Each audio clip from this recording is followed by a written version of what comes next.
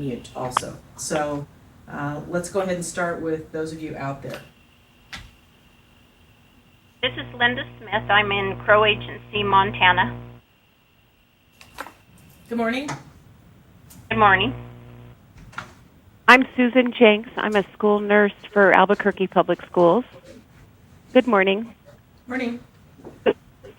Good morning. I'm Janet Lucero from Socorro High School in Socorro, New Mexico. I'm a school nurse. Welcome. Thank you.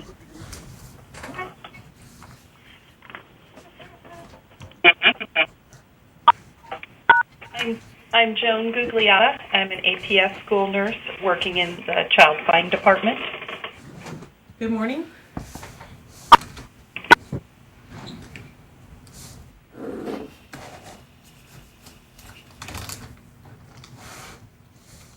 Okay, is there anyone else out there that we've missed at this point? This is Loretta Begay with Winslow this program. Say your name again, please. Leota Begay. Good morning. Good morning. Okay, so here in our studio Envision with me this morning, we have... Good morning, Courtney Acklin. I'm a quality improvement coach.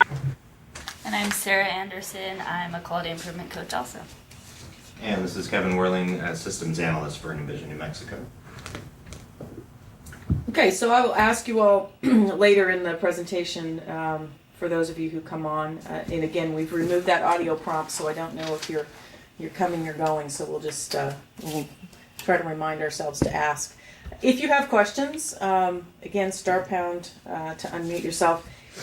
This morning's discussion is really set up as a discussion rather than me imparting great wisdom to you. I think it's a place for us to start as providers. And one of the things that would be helpful as you're thinking through the things we're talking about today and participating in the discussion is, where would you like to see us go with this information in terms of the depth that we get into it in later sessions? Because I think it's out there for us, and I think it can inform our work. All right, so a little housekeeping here. Don't put your phone on hold. Those of you who've already said you're here, you get your CME CEUs, and then we'll ask again later for those of you who come on in the middle. If I call on you, which sometimes I do if there's extreme silence, you can say pass if you don't want to answer the question. I have nothing to disclose. For those of you who are providers who see Molina patients in New Mexico, Molina is one of our managed care organizations that administers Medicaid.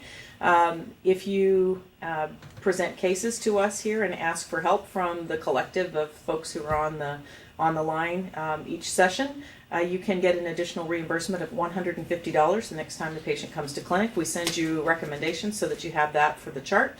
So if any of you would like additional information, we have all the contact info on this particular slide.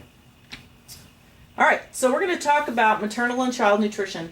And, you know, PNT is about pediatric nutrition. And the goal of this particular clinic, and we talked about it in our opening session earlier in the month, is to provide a resource for providers who may not be seeing pediatric patients all the time, but see them as part of their practice and feel somewhat isolated from their colleagues who are seeing these kiddos. And so this gives us a place to talk about how we might approach those patients. For those of you who don't know me, I have a long career in pediatric nutrition. That's my area of specialty. However, I don't have an active clinical practice now. My role is that as an educator at this point. However, I am still very much connected to the university system and the dietetic internship and all of that. So, you know, if I don't have an answer and haven't had an experience, I certainly know people who can get back to you about that. So I don't put myself out there as the keeper of all the knowledge. I put myself out there as someone who's had a lot of experience and has also had a lot of experience in helping providers improve their skills in pediatric nutrition care. So that's sort of where I'm coming from. And that sort of frames this discussion, because one of the things that I do as part of my life every week is that I'm faculty for our LEND program. LEND is Leadership Excellence in Neurodevelopmental Disabilities. And it is a program that was started funding in the John F. Kennedy era for dealing with children with disabilities. And it started around the time when we started doing newborn screening in the 60s, particularly for phenylketonuria or PKU. And the idea here is that we would need to train a multidisciplinary care team, not just nutrition people, but docs and nurse practitioners and speech therapists and nurses and OTs and PTs and educators about how to deal with children with disabilities. Now, that doesn't mean that we can't move that further up in the discussion and use that same multidisciplinary approach to preventing disabilities and disease, which is sort of where we're going. So maternal child health, Title V, has framed the discussion about how we work with children with disabilities and how we train providers in something called the life course perspective. And so that's where this comes from. There's a lot of literature that looks at prenatal, preconception, early origins of adult chronic disease, which is where we're going to start this discussion. So there's a long reference list for those of you who like to read. All of those things are, if you look at them, you'll be able to get them. Google Scholar, they're out there, free access. You wouldn't need to have access to the library because some of them have been around a while. If you go to the Maternal Child Health site and type in life course in the search bar, some of those articles are actually there available on that site. So that's where we're headed. So I want us to start with, and there's a lot of words on a slide, I break my own rules here, but I think that this is a particularly good quote from this article by Gluckman and Hansen, and you'll notice their names showing up a lot, because a lot of times what happens in work like this is that you get a few people who do a lot of this over a period of years, and so they get really good at it and they know how to talk about all the different points, and this is one of these particular groups, so you'll see their name a lot in the reference list. But something for us to consider about chronic disease, which is where we sort of end up as providers. We end up seeing the end result of something, and we're trying to figure out how to manage that with the child and the family. So, despite a wealth of underpinning experimental support, there has been considerable resistance to the concept that environmental factors acting early in life, and a lot of the focus has been on in fetal life, have profound effects on vulnerability to disease later in life, often when we see that in adulthood.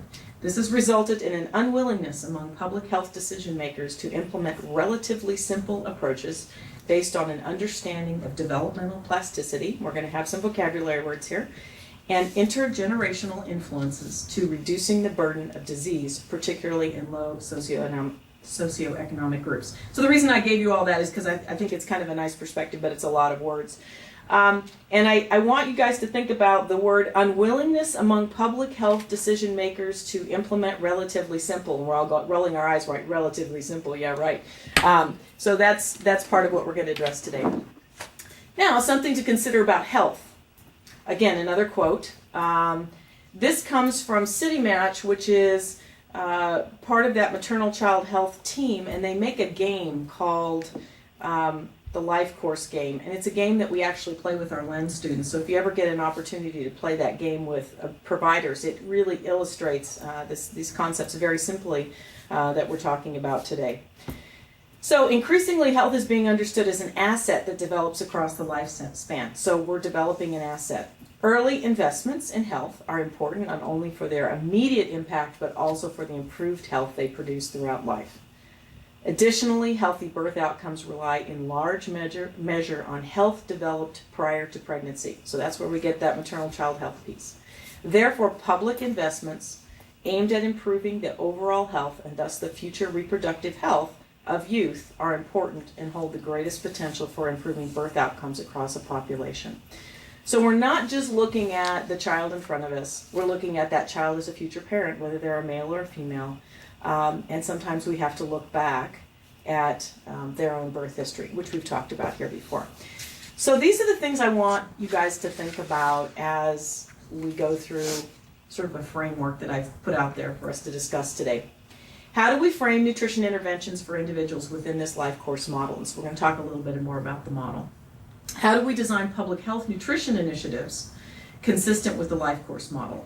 And those of you working in WIC and public school systems, that's the realm of public health more so than individuals who are seeing one patient at a time, referring for a particular nutrition condition that they have to try to address with the family and try to manage. So that might be a place where, again, we're looking at that multidisciplinary approach. What is the role of the nutrition provider in individual and public health interventions for reducing the burden of chronic disease and facilitating the development of health across the lifespan? Okay, so that's one of our jobs. We're going to help mitigate whatever's going on, but we want to make sure that we're thinking a little bit outside the box. So how does the health of this child affect the health of our population? So what is the life course model? And you have to realize these are my words here, but you can go to the Maternal Child Health website and get their exact version of this. But the idea is that early exposure, perinatal, prenatal, early infancy, and early childhood, which is again all of that encompassed in that maternal child health piece, impact risk and resiliency in children and adults as they mature in age. So we're not only looking at risk, but we're also looking at factors that are protective, which is a very much a public health view of the world. These early exposures and influences impact outcomes in individuals across that one individual person's lifespan and sometimes affect the subsequent generation. And I think that's where things get a little scary. So that's where we have an opportunity for work. So the model also looks at health as an integrated continuum and suggests that a complex interplay of biological, behavioral, psychosocial, social, and environmental factors contribute to health. So there you go, that's the maternal child health piece. The life course model suggests that not only do social and biological factors contribute to individual health, they contribute to population health. Again, by the impact that that individual will have in the population as they reach reproductive age. And reproductive age not only from the standpoint of their genetics and epigenetics, but from the standpoint of how they approach taking care of the next generation. Okay, any questions so far? That was a lot of words. I've broken all my rules. I've said more words in 5 slides than I usually say in 20 minutes. It's true. But I think it's important as we start, if you've never had anybody present life course to you, it's kind of a nice place to get yourself grounded. So I find when I was reading this literature that I needed a dictionary. So I've created one for you, glossary. Non-communicable diseases. Examples are cardiovascular disease and some diabetes. They're not related to infection by microorganisms. So if you think of the old public health model, we were worried about clean water and clean streets and sewage protection and giving people vaccines and making sure people took baths on a regular basis and that we cooked our food and that our food wasn't contaminated. So all those have to do with microorganisms and infection by and management of. So now we're really looking at the greatest causes of death now are this category of non-communicable diseases. So that's when we look at life course, that's really where we're focusing. Plasticity, okay, it's early in the morning.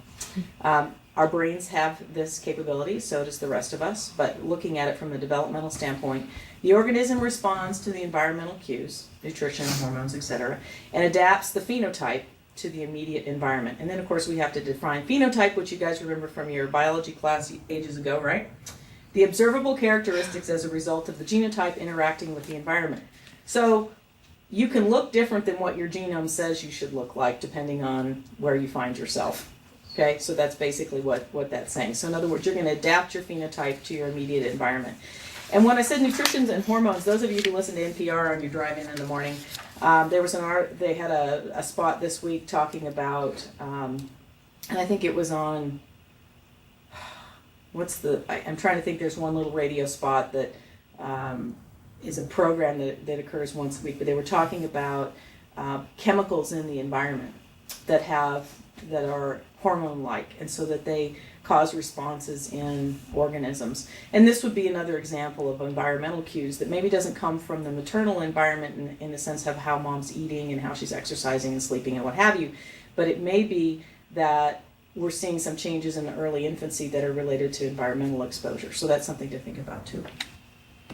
Genotype, your genetic makeup of an organism, that's separate from physical characteristics. Epigenetic, which is going to be part of this big discussion, is a process. It's a change in gene expression, primarily regulatory pathways. And this is one of the things that happens. We've talked a lot about metabolic disease or metabolic syndrome in children and adults, and some of that has to do with regulatory pathways that are impacted by what happens when you have lipotoxic environments in your cells.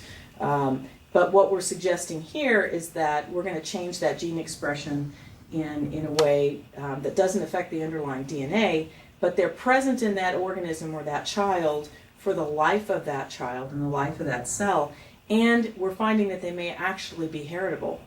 So that change in gene expression, even though we didn't actually change somebody's genetic makeup.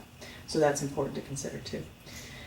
Constraint, maternal constraint, factors that limit growth and potential development of the fetus. And so there's all kinds of things. And those of you who work with pregnant women and have worked with children who have had fetal constraint, we can talk a little bit about what impacts those. But that's something that may be related to this, or it may be that we have to deal with that, but it's certainly going to be part of a consideration working with a child. Was there any maternal constraint going on that would change what we'd expect about growth, or might explain epigenic changes?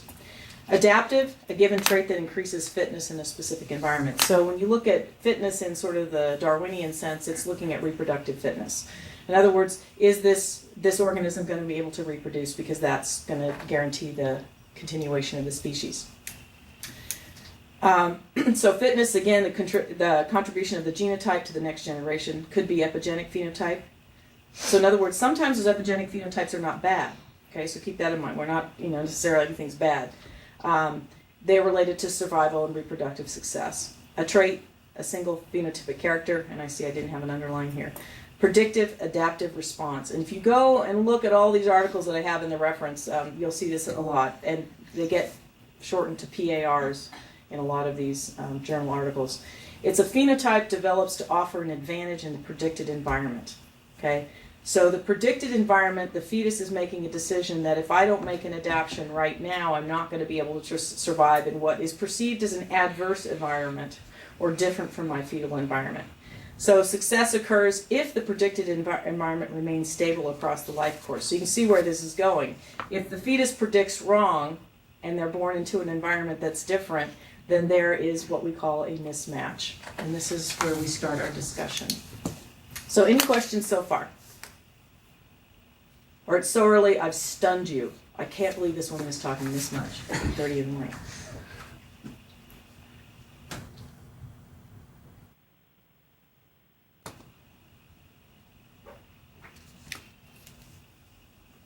Okay, so I have a picture for you. Less words, more pictures. And this is actually a picture that if you change the vocabulary a little bit, might actually be helpful if you're working with young families. And it could probably be used if you have an opportunity, say, in a WIC environment, to kind of explain why WIC is so, concerned with how well you eat and how well you sleep and what you know about feeding your baby when they talk about breastfeeding, because all of these things are related. So if we just walk ourselves through this. So a young woman's diet, body composition, physical activity, education, and lifestyle before and during pregnancy, and her own history of fetal growth. Okay, so this is where that epigenetic thing might actually cause some heritable traits that we'd see in this young mother that we need to be concerned about for her fetus. So if we're monitoring her pregnancy and helping to make sure that she's healthy during her pregnancy, or that we're monitoring the growth and development of her baby, those are things that we're going to have to go back and look at.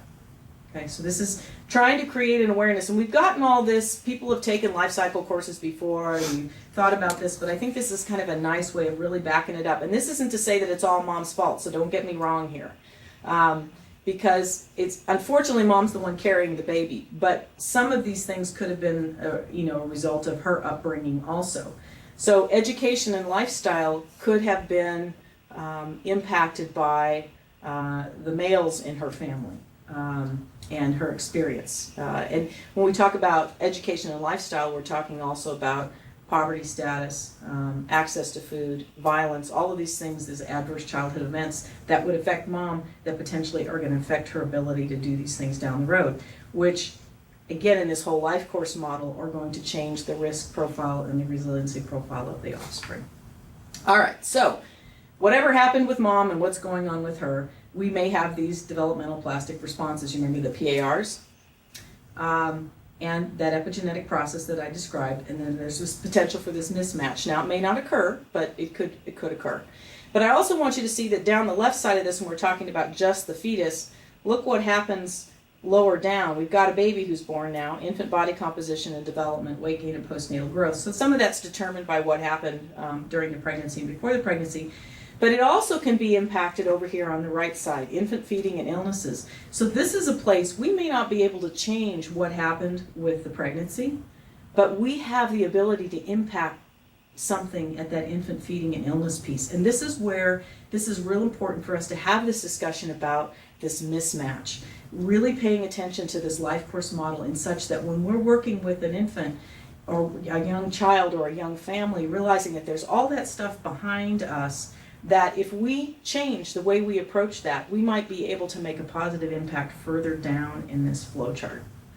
That we can still fix it, I guess is what I'm saying right there. There's still a chance. We have to first see if that mismatch is there, and then we have to figure out what we're going to do to address that mismatch. And then, of course, childhood body composition and development. Again, we still have an opportunity to work with young children, but as we get further down, we may put that child at risk for metabolic disease, or we might create a resiliency that that child didn't have because we recognize that there was a mismatch and we change the way we approach that child's development and growth in terms of what we were doing with the family. But you can see now, if you have now later life, you could draw an arrow from that all the way back up to that top box, right? Especially if this is a female. But if it's a male, again, you have this idea of the infant feeding and childhood diet and physical activity, that's part of the family approach to things. So even though the pregnancy went well, if you have the parenting male in the family messing things up along the way, then all of that great stuff that we did prenatally is not gonna help us. Okay. So just reminding you guys too of way back when, because I know many of you have master's degrees, you've been practicing for a long time. Going back to what you remember about early gestation. So in the first 8 weeks of pregnancy, usually before mom is aware she's pregnant, that fetus is nourished by the lining of the uterus, okay? And that lining of the uterus, because there's no placenta at that point, the placenta hasn't developed yet. So if you think about all that organ development and all of the vulnerability that we have to actual structural changes in what's going on in the infant, all that happens a lot of times before mom has any idea that she's pregnant and she has any way of impacting what's going on with that child. Okay? So the lining of the uterus, so that endometrium, is rich, and it is always based on what mom's nutritional and health status were prior to implantation. So in other words, we can't fix it at that point. Okay? We can work on it after we've got a functional placenta, but during that time, and this is one of the things I think is really important to share with your young families, is that it's mom's status before she gets pregnant that really determines a lot of that development that happens in the 8 weeks. And so you can see why we have to go back and look at diet and body composition, physical activity, education, lifestyle, all of that before the pregnancy, is that first 8 weeks when we have those major structural developmental changes occurring. That's all the past, not the future. Any questions so far? Did I lose anybody, Kevin? We've had a few jump on, actually. Excellent. All right. So, another picture for you. So this comes out of this another Gluckman article, which is in your reference list. This is an example of developmental responses to environmental influences, and environment being loosely defined here. And this really has to do with the pregnancy itself. So if you look at this, the top line, we have the nature of response, the time of conferred advantage. Because again, the reason we make a change is to get an advantage. I mean, Envision and its other part of its life is a healthcare quality improvement initiative. So we're all about change, but we also realize that sometimes all improvement requires change, but not all change is an improvement. And so we're essentially in that same place here. There is a need for a change in a particular environment, but we have to figure out if that's really an advantage for that developing organism. Then we're going to look at the outcome, and then we're going to look at an example. So this would be a great place for you guys to chime in when we get down to the example part here of what you might be able to think of in your experience or your educational past about examples of each one of these things. So developmental disruptions. So remember we talked about that endometrium having to be in good shape. So mom needs to be folate replete prior to pregnancy, because guess what? If she's not, we have a very high incidence of neural tube defects in fetuses. Okay, so one of the things that we've done, public policy, is we've done what we call stealth health. And stealth health means we put things in foods that people eat to make sure that they aren't going to be deficient. And one of those things is folate. So grain products produced and sold in the United States are supplemented with high levels of folate so that women are getting 400 to 800 micrograms a day of folate. And the idea of that is that we are going to take away this pretty high risk of folate deficient neural tube defects. Now, it doesn't mean you can't have a neural tube defect for some other reason. But once this was done and once we really got this message out, it was fairly dramatic in terms of the reduction in neural tube defects. So this is a developmental disruption, okay? The advantage, well, there really isn't any, right? Because the fetus didn't want to have that, didn't want to make that change, but didn't have an opportunity to vote. You know, it was just the way it was. So what happens is the outcome is that the survivors are maybe severely dysfunctional in terms of the way they are part of society. And in this case, not so much cognitive, but physical attributes would require wheelchair or crutches or reconstructive surgery or other things. You know, there's a spectrum of neural tube defects, so you know it could be really bad or hardly noticeable. So there's really no advantage, but again, the fetus didn't have a choice. Immediately adaptive responses, the time of the conferred advantage is right then in the moment. If I don't do this now, I'm not going to survive now. So I'm trying to get immediate gratification. And the outcome is survival with long-term costs. An example is preterm delivery due to maternal environment. So very extreme pregnancy-induced hypertension, preeclampsia. So the idea is that something has to happen, and a lot of times you have early delivery, and then we have even though that child was doing very well up to that point, now we have a child who's not supposed to be with us yet for a number of weeks, and we're going to have to deal with immature organ systems and try to get that kiddo on a course. But again, if there wasn't a response, then we wouldn't have that child with us. And then there's the predictively adaptive piece. So it's anticipated to be an advantage, but it's not an immediate advantage. And it works if the advantage is, if the predicted environment matches what the organism thought was going to happen. It's a disadvantage if it doesn't match and mismatch. So we've talked before in our clinics here, and I certainly could bring it up again in another session. We've talked a lot about the small for gestational age infant and the impact that has on later metabolic control. So those kiddos are at risk for metabolic syndrome for a number of reasons. And some of it has to do to this predictively adaptive response, if you believe in that response. So you do have some articles in your stack of references that take an alternative view to that.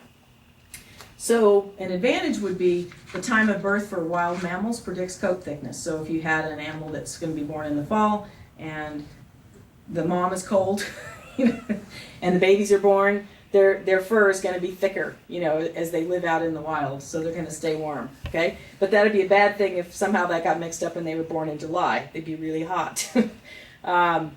And then, of course, we've talked about this impaired metabolic response to rich postnatal environments, nutrition-rich postnatal environments. And in the old days, we used to make this happen. This is, full disclosure here. In the old days, I started my career in newborn intensive care, and we were so worried about these babies small. We just wanted to grow them. That was our thing. We wanted to grow them fast. And that was our problem in not identifying that mismatch. That there was a reason why that kid was born early, and that we needed to pay attention to that and not create an issue with that mismatch. We need to recognize the mismatch and change our approach to postnatal feeding. And that's sort of where I'm going with that. And we've learned our lesson, unfortunately.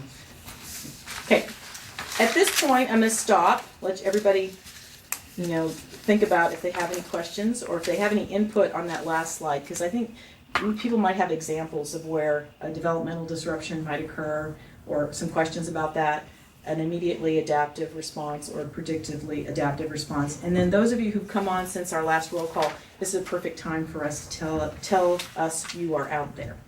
So don't forget to unmute yourself.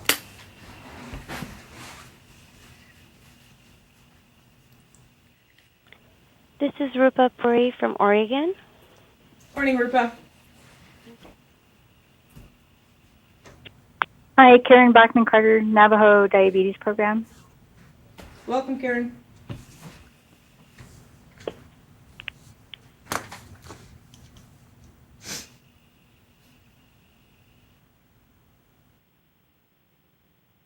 Anybody else? Okay. Anybody have any comments on this graph? Want to talk about examples of developmental disruptions or immediately adaptive or predictably adaptive?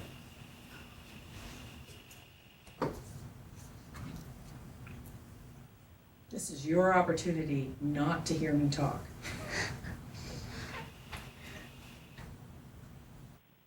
Anybody in Studio Envision? I've also stunned you into silence.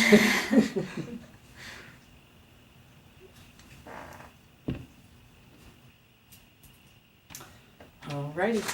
Nature versus nurture. You've heard this before, right? Okay. We a lot of times hear it in an educational setting, but it's true here. So, development, cognitive, social, athletic, metabolic, you can make a list here, depends on genes and environment. Okay? In the education world, we say it's about 50-50. You could be born with lots of neurons that are going to make you a rocket scientist, but if you're not given the opportunity to have that potential mentored and supported, you won't be a rocket scientist.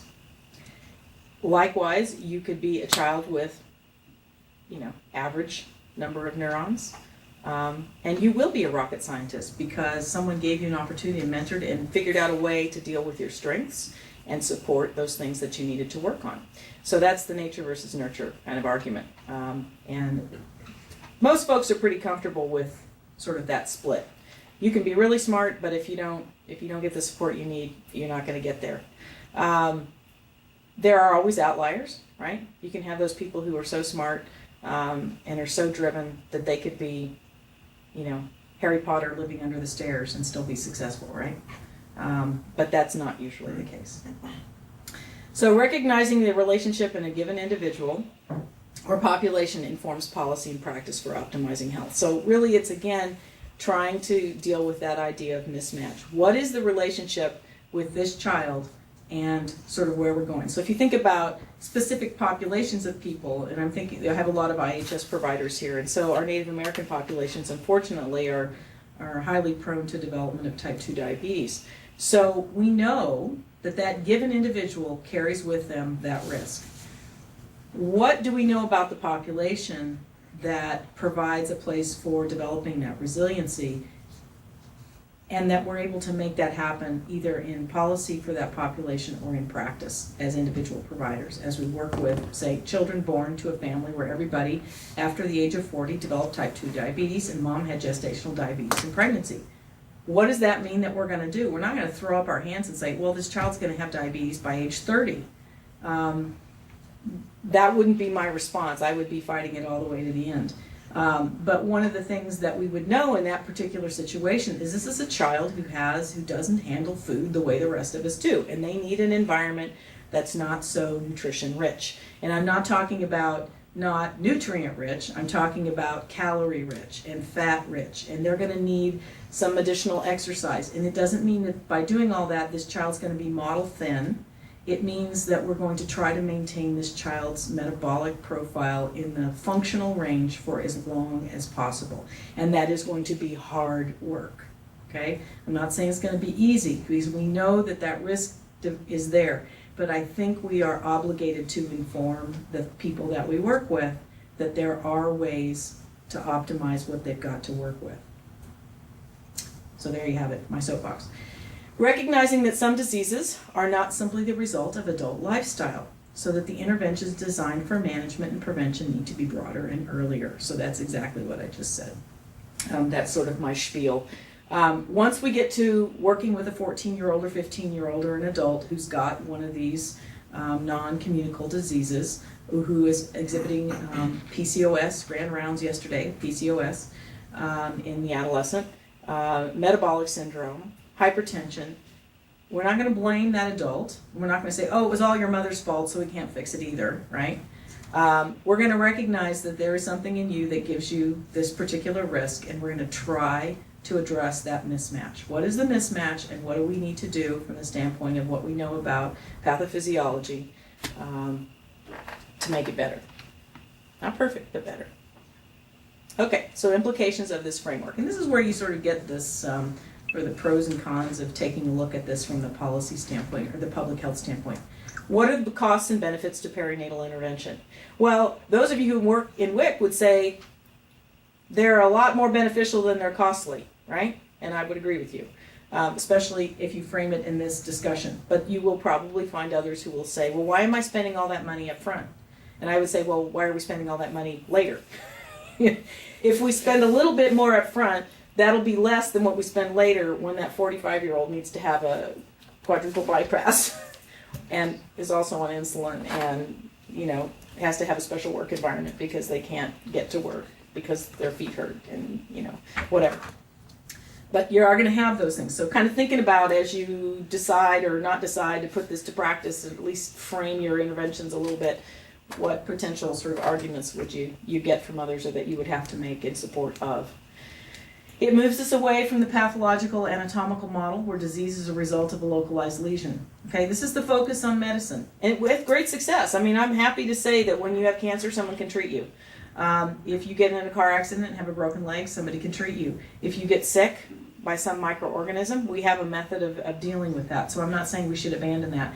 But the idea is that now the things that are becoming such a burden for our society are those things that, again, relate more to this life course, this risk and resiliency model, where we really need to look at, what we're doing with therapies for populations and individuals that address that risk. Not waiting until somebody has a blood sugar of 500 before we decide we're going to do anything. Requires, again, that recognition of the mismatch and the nature versus nurture argument. Especially in adults. I mean, it doesn't mean you have to, if you only see your kid, see your patients when they're adults, it doesn't mean you can't go back and talk about what was that life course.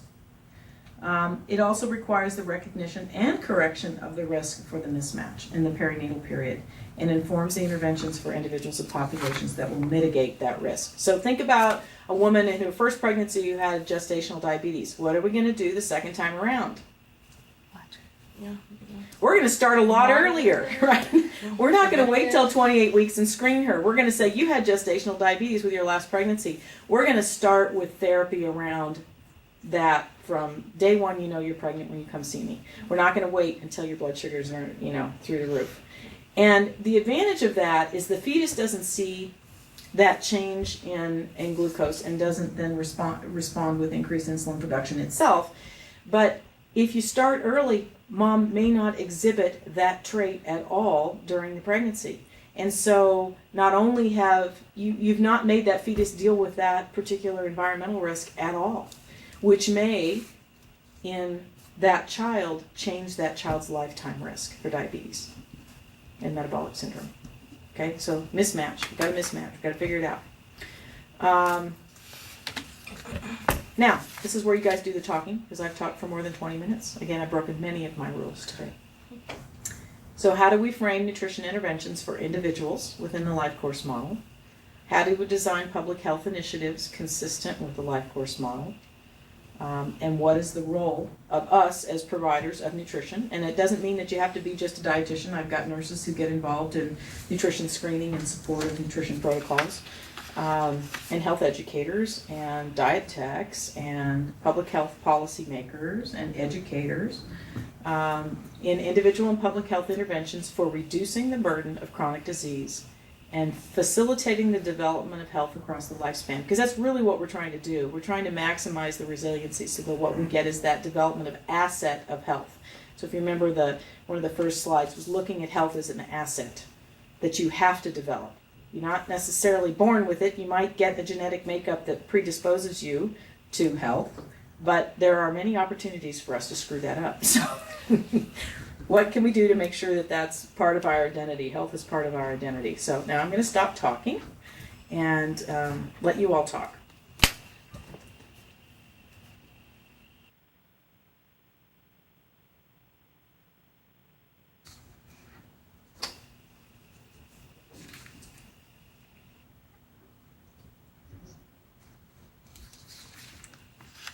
Any ideas out there where you're practicing, what you could do, one step that you could make,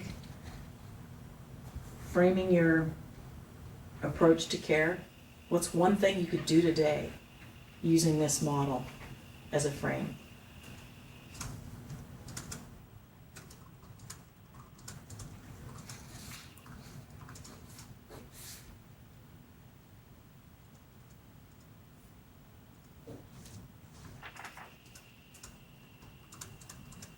Okay, Karen, I'm going to pick on you up in Shiprock.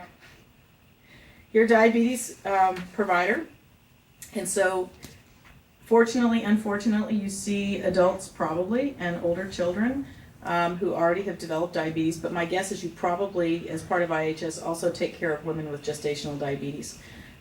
So if you were to think about how you might use the information we talked about today in an approach to care for your patients, what would it be? Well, we've already tried to start building some of these ideas into our practice. We screen at first prenatal visit for diabetes. We don't just wait until the third trimester to screen for gestational diabetes. We're also trying to do more preconception counseling because we know about 90% of our moms pre-pregnancy have BMIs in the overweight or obese range. And so preconception and postpartum weight loss programs for mom and really aggressive glucose control during pregnancy. So we have seen a decrease in our large for gestational age babies at some of our sites. Excellent. So those are a few things we're trying. Yeah, so that completely fits into this whole model. Because you're helping manage the pregnancy, you want a healthy baby, but you're also changing mom's risk profile a little bit by helping her manage her weight gain during pregnancy and maybe preparing herself a little bit better for a pregnancy with the preconception work. And then you also have given that infant a chance to maybe not have the same risk as his or her parents. Right. Unfortunately, some moms don't come in until well into the pregnancy, so if we could do more public health education to let the whole community know that the preconception time period is so important for mom and the future health of the baby. How do you think that would look? I mean, knowing your population well, how do you think that would look? What do you think would be a reasonable approach? Again, simple approach to public health. We've done a fair amount of words with advertisements. We haven't put this message out there. We have some radio spots, and then maybe even some school-based program. I was just thinking this morning that that might be an opportunity. They probably don't talk to youth when they're talking about reproduction and talk about how important the health of the mom is even before she becomes pregnant, as far as future health of her baby. I know it's probably not something that on the minds of the youth, but we could introduce the idea. Yeah. So in the health classes in your school district that they're required to take, do you know if they talk about reproductive health at all, or is it just pregnancy prevention and STI prevention? I don't know a lot of the specifics, and so that is something I need to pursue. I would think that would be a but really I good would place. bet they're not talking about diabetes prevention yet at that point. They are or they are not? I don't think they are. So if your population's really concerned about diabetes, then framing this in the diabetes prevention model, then maybe it'll be more palatable. Your prenatal care and your preconception health is important so that you and your baby don't get diabetes. Right. Cool.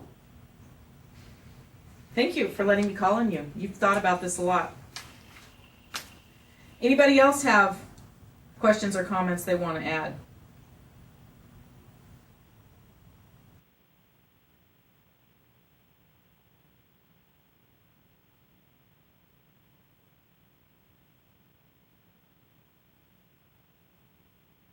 How about some of our school nurses out there? Give me an idea how you might frame your work with the students and parents you work with in sort of this life course model.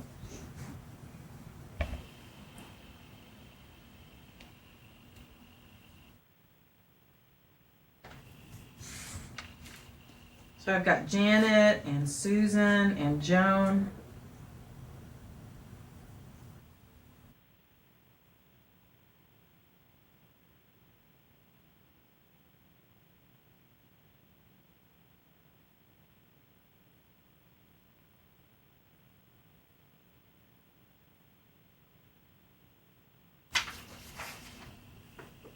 Anybody here in Studio Envision have anything to add? Questions?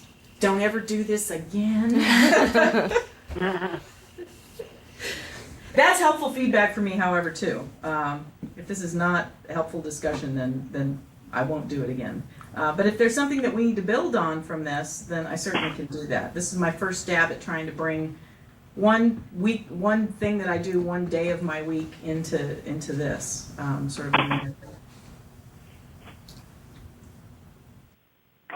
And I think this is a critical time for intervention. If we're hoping to turn the tide on diabetes, I just think this is a critical time, and I really appreciate the presentation.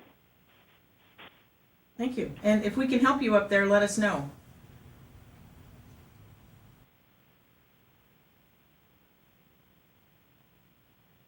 Alrighty, like I said, you have lots of reading to do. Alrighty, well I've talked more than 20 minutes. We've had a few minutes of questions, so I'm going to sign off for today. We will see you guys in October. If you have questions or comments or follow-up, you can always send me an email or Kevin an email. And again, if there's something we need to build on this or tools that might be helpful as you think about putting this into practice in your clinical settings, we'd love to hear from you. So thank you very much.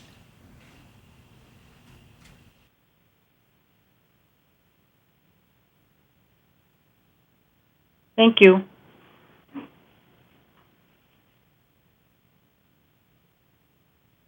You done?